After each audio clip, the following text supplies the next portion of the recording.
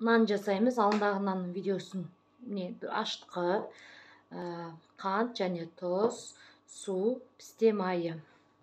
Суға жаңағы аштығыңызды езіп аласыз. Езіп аласыз да.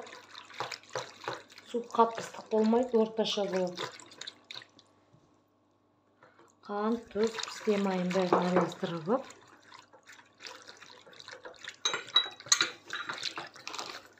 мен шерді мынауының қосам, және мынаны қосам. Негізі бұл нан жасаса үгітіліп тұрады ше, а мынадан қоссақ кішкене нан жинақы болады. Араластырып алдыңыздар.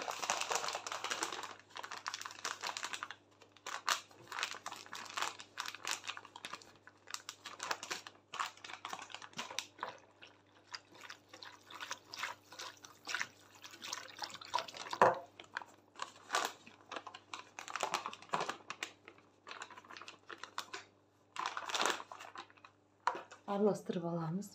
Міне мамалар, қоюлықтары осындай болады. Міне мамалар, аузын ашқанда көтеріледі өзі. Қазір соны дысқа саламыз. Міне мамалар, осыны.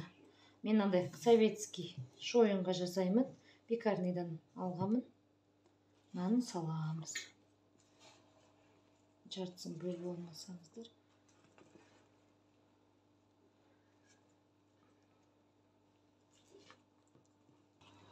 Міне мамалар, нанды саламын.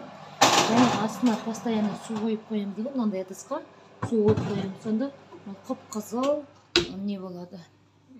Сап-сары болып піседі. Міне мамалар, нанымыз пісті.